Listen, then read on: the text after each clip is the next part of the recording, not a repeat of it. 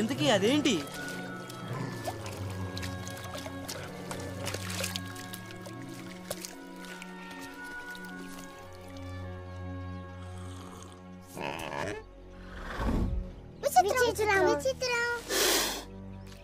Mowgli,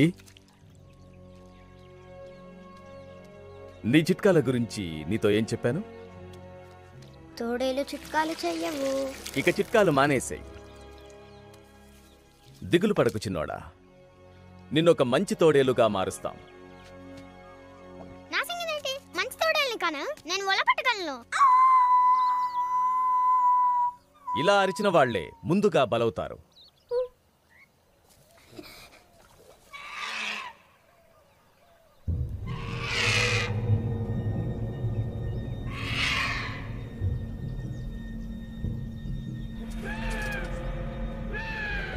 Mowgli, నా వెనక్కిరా.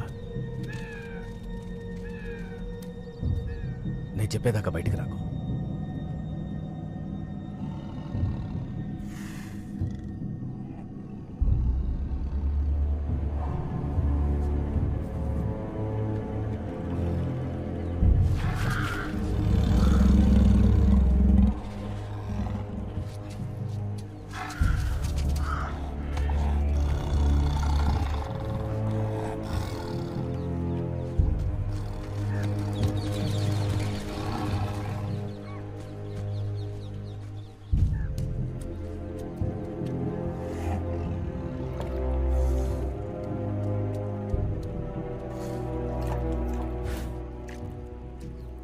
శాంతిశిల దగ్గరికి చాలా మంది వస్తారు, ఎన్నో స్మృతులు గుర్తుపట్టే అవకాశం.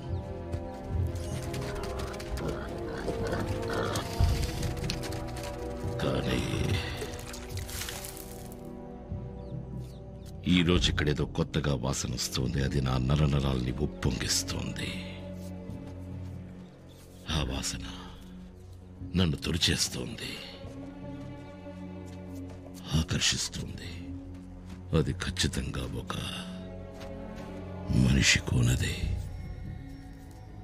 మోగ్లీ నా మందకు చెందినవాడు, షేర్ ఖాన్. మోగ్లీ, వాడికి పేరు కూడా పెట్టారా? ఎప్పటి నుంచి? అడవిలో మనిషిని బతకనివ్వడం ఎప్పటి నుంచి? వాడొక పసికూన మాత్రమే. మనిషి పెరిగితే ఏం చేస్తాడో నా ముఖం చూస్తే గుర్తు రావడం లేదా? కొన్నేళ్లు వేటాడే ప్రాంతాన్ని మార్చండి, ఆ తర్వాత చట్టం పనితీరుని అందరూ మర్చిపోతారు. ఒక్క విషయం గుర్తుంచుకోండి, మనిషికి పుట్టినవాడు మనిషే అవుతాడు. ఆ మనిషికి ఇక్కడ చోటు లేదు. చట్టం గురించి నీకు అసలు ఏం తెలుసు? రక్ష, సరదాకి వేటాడతావు, పెత్తన కోసం చంపుతావు. నీకు అసలు చట్టం గురించి తెలీదు. వీడు నా బిడ్డ, నా ముద్దుకోన వచ్చిన దాన్ని వెళ్ళిపో, కాలిన మృగవా. అడవిలో ఈ ప్రాంతానికి రాజెవరో పులికి తెలుసు. నా ప్రాంతంలోకి వచ్చి నన్ను బెదిరించే ప్రయత్నం అది చేయదనుకుంటా. ముఖ్యంగా నీటి ఒప్పందం ఉన్న సమయంలో.